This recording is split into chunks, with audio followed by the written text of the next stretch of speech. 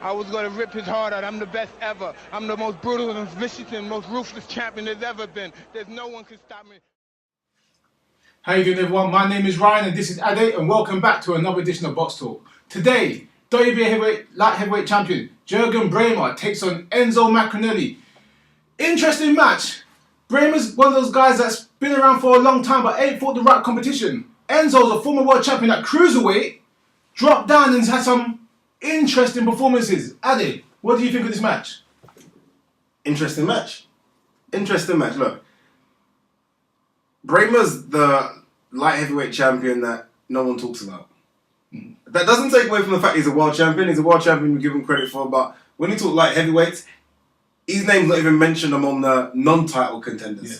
You know what I mean? They're talking about Pascal, they're talking about Booker, they're talking about Dawson. He's even after them.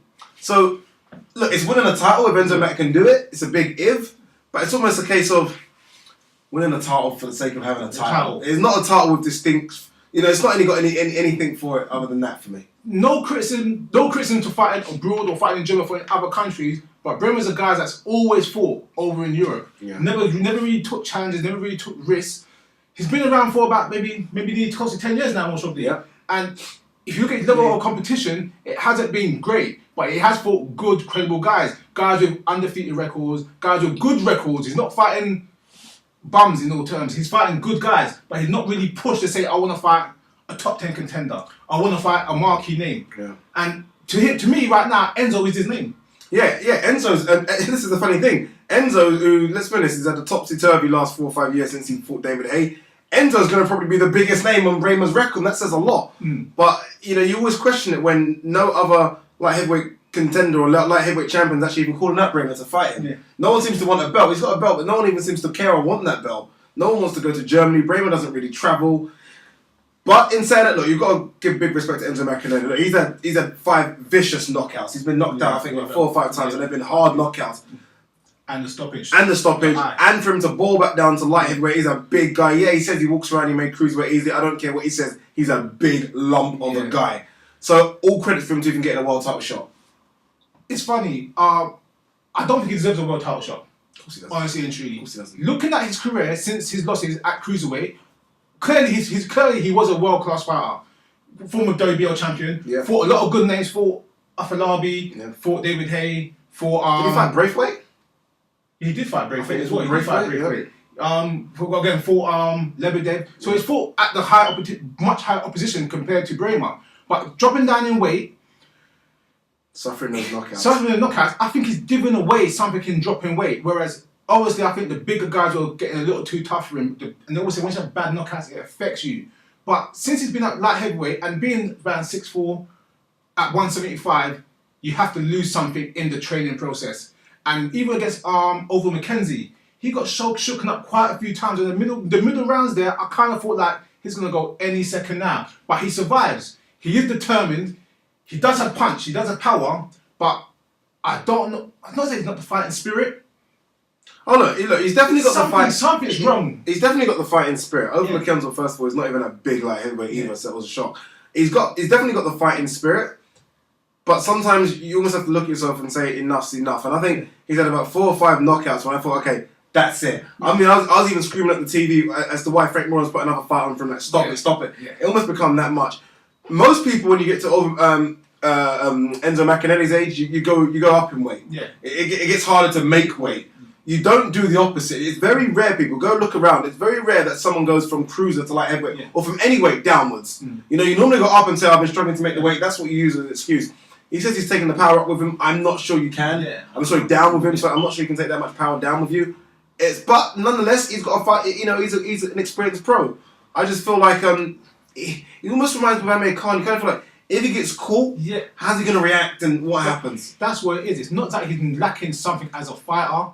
It's just I don't think his body can maintain the type of punishment a 12 hard rounds could give you. Yeah. And that's what makes me scared for Enzo. And when I say scared, it's like I think he's a nice guy. I think he's got a great career in commentating. Yeah, fantastic. He does well in everything. By all terms, he's like, if it was me or someone else, being a former world champion, being at the highest level in boxing, you could call it a day and say, look, I was a world champion, I've done this. He's still pursuing his dream, which is admirable. If he wins another world title to be a 2-time world champion, I mean, you have nothing but to shake your hands to him and say, especially after the last 4 or 5 years. That's a huge amazing. It's a huge achievement. Yeah. But I just think he doesn't need to do it no more.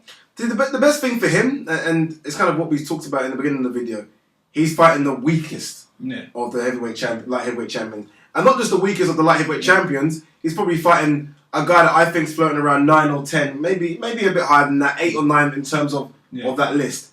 But in saying that, the people above him are that good. Yeah. So it's not like he's fighting a weak champion. And Brahmer's not a weak champion. It's only because Brahmer's not been tested outside of Germany.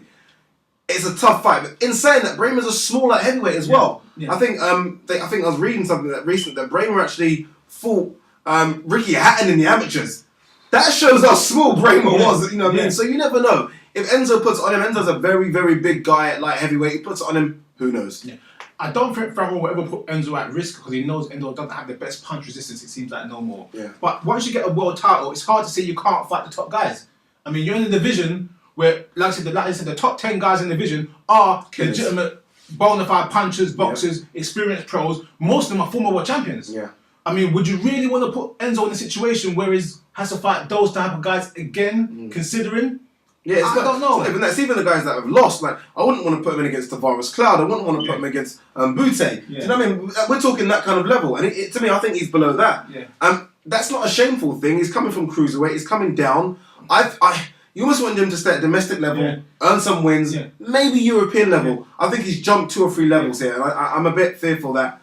I don't want it to end sad because I like Enzo a lot, but I'm a bit fearful it could. Yeah, that's it. Take nothing away from him. Great competitor. He's done everything he's supposed to do as a fighter. And even after the worst type of defeats, he's come back strong and said, I'm a fighter. I'm going to do this. I'm going to push forward. But like I said, I think it's time for him to look at other directions because he's got some money. He's got other things to do. He's got other career after boxing.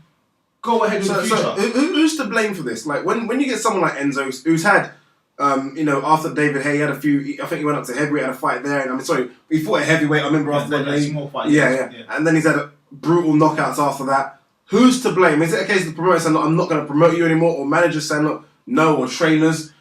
Surely someone has to step in and say, "Okay, Enzo, enough's enough." Or now because he's won a couple of fights, is it kind of just like I proved you guys wrong? I tell you what.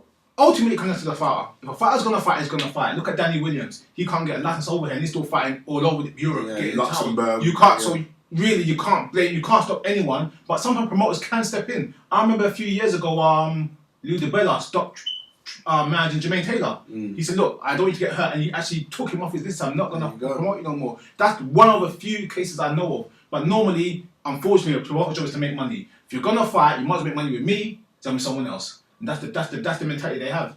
Okay, so what do you think then? Does Enzo have any chance? He's got superpower. We know that. He carries a bit of his power down from cruiserweight, not all of it, as he say. He's fit, he's strong.